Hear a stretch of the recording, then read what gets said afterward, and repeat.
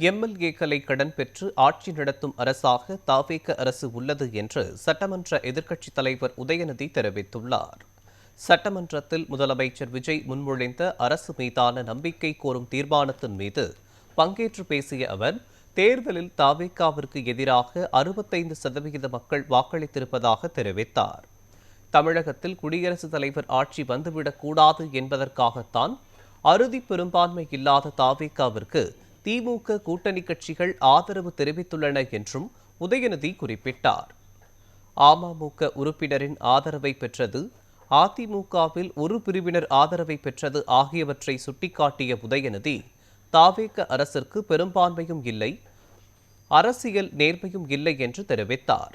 எம்எல்ஏக்களை கடன் பெற்று ஆட்சி நடத்தும் தாவேக அரசு ரீல்ஸ் அரசாக இல்லாமல் ரியல் அரசாக இருக்க வேண்டும் என்றும் உதயநிதி கூறினார். ஊழல் சக்தின்னு சொன்னீங்க. ஆனா இன்னைக்கு சோசியல் மீடியால மக்கள் உங்களை பார்த்து கேள்வி கேட்க ஆரம்பிச்சிட்டாங்க. என்ன கேட்கறாங்க தெரியுமா?